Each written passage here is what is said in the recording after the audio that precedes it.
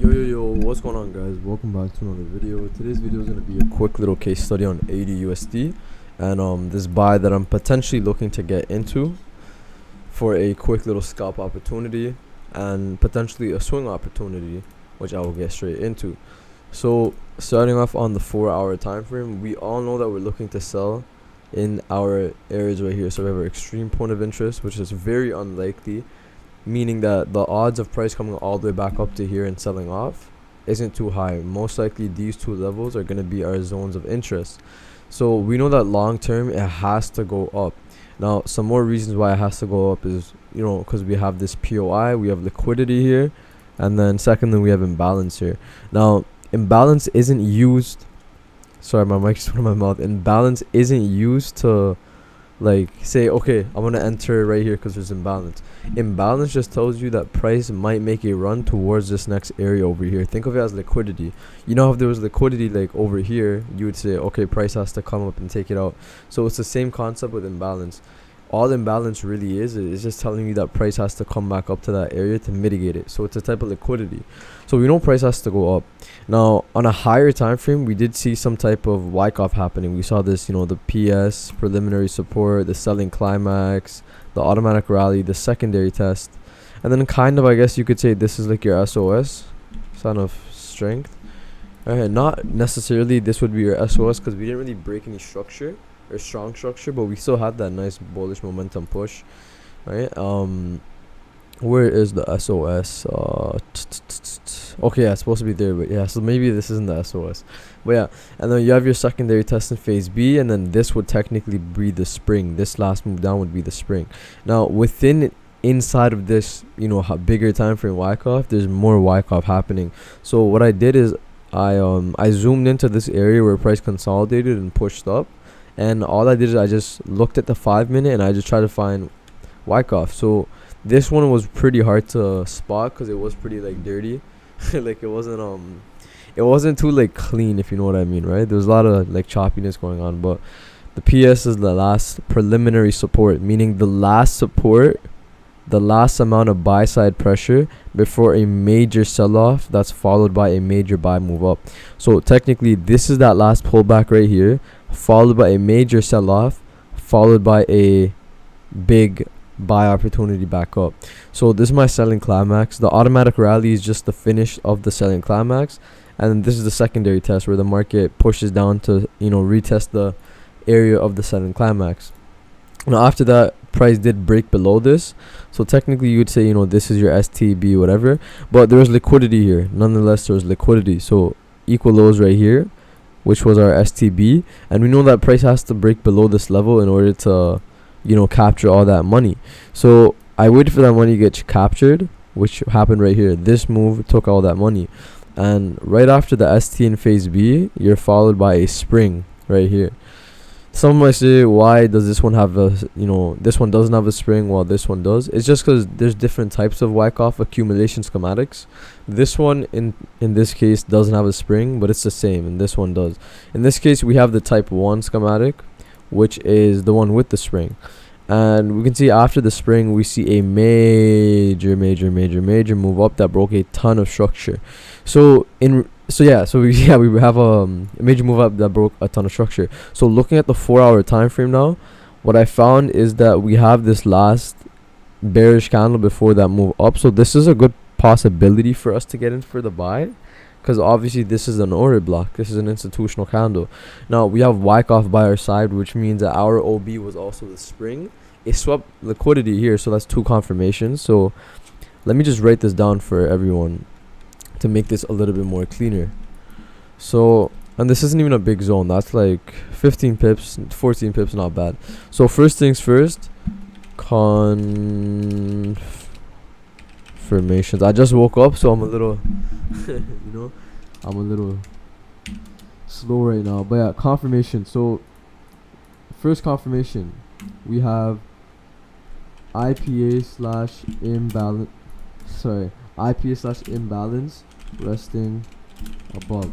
Second confirmation, OB mitigation because price has to go all the way back up to mitigate those OBs, which gives price a precedent in order for it to go up. Third confirmation, Wyckoff.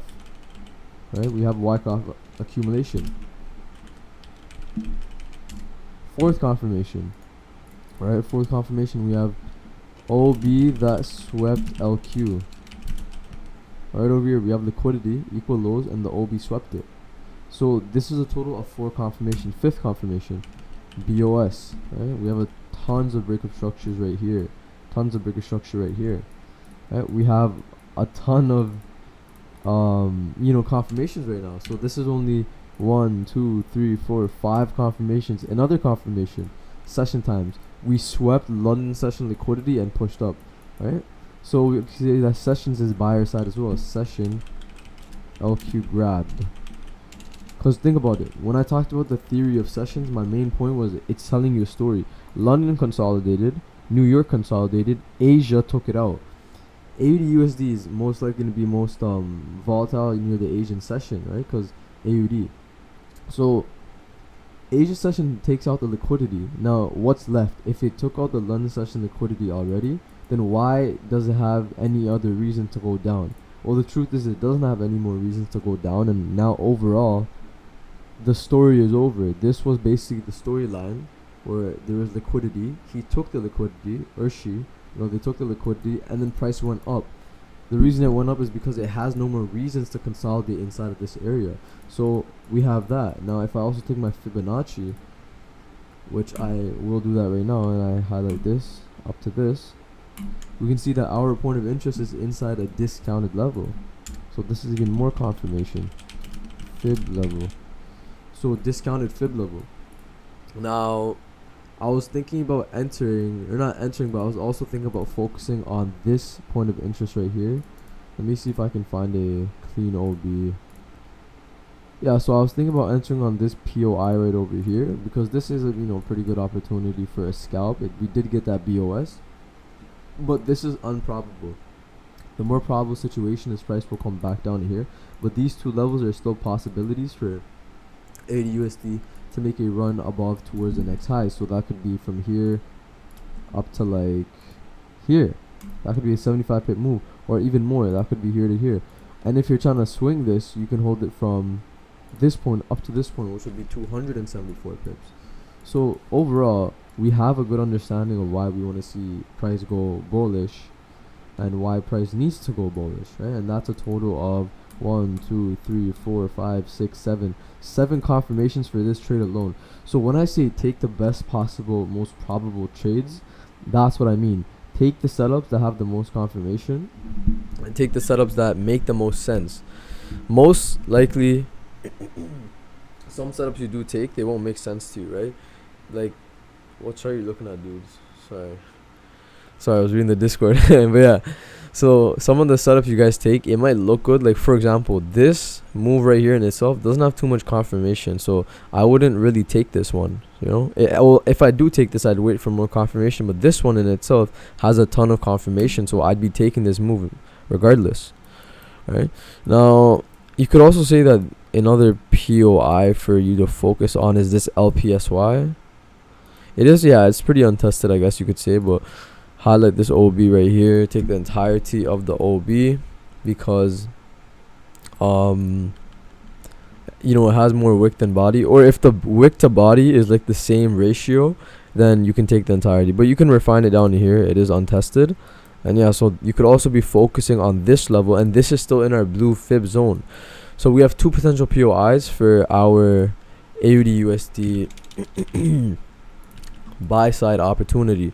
So yeah, that's basically what I'm seeing for AUD/USD right now. Let's see what ends up happening. And for the people that are saying, how do you scalp? Well, literally, let me just show you what you do when you're scalping. Let's say you're scalping and you want to scalp on like the 3 minute, right? Randomly, the 3 minute time frame. Let me show you what I mean by scalp. Alright, price is moving bullish, right? You see higher highs, higher lows. Right over here, higher highs, higher lows. Right over here, you see a break of structure. Okay, all you do is you wait for that break of structure of a previous higher low, and once you see that break of structure, look for the open of the IC candle that caused that BOS, and then just target the next low. That's literally how it is. And right here, another example. Well, see, this is where structure comes in. So you can see that right here we have a high, higher low, and then we just start ranging, right? We just kind of just start ranging. And then price comes back down, creates a new high, higher low, equal high, and then price breaks out. So we break out of here. This was that last higher low, or this was that last higher low, and price broke out of it. Once we broke out of that higher low, price came back to retest it. Now right here, price created another one, created this new high, lower low, meaning we broke this previous low. Price comes back to the original area right here and then sells off. Now obviously you'd be targeting the next low, and in this case, well, guess what, there's liquidity here, so most likely you'd only want to target the liquidity area, which is right over here. So remember, it all depends on what type of setup you're looking at and how probable it is, and yeah, it's how probable it is, because not every setup will give you the same setup. So literally you're just supposed to wait it out, and this is not a break of structure. This is not. Try to stick to the swing point highs and lows like this. You have a high, a higher low, a higher high, right? If we get a break of structure of this, that's when you can potentially look for that retrace up to here and sell. Or to make it even more simple, just look for your discounted levels and look for the buy. So take that buy right here, wait for price to come back down on one of these levels, take that buy. There's liquidity here, right? I'm not even gonna take this, but I know for a fact like this will probably play out, because I don't know. But yeah, like that's literally how you scalp. It's really simple. So even on XAU USD, it's kind of different on gold, but more or less it's the same thing. Literally it's just the same thing. You just gotta be patient. So yeah, that's basically 80 USD and a little scalp, or how to scalp. Well, thank you guys for watching. I'm gonna post this now, and yeah, let's make some money.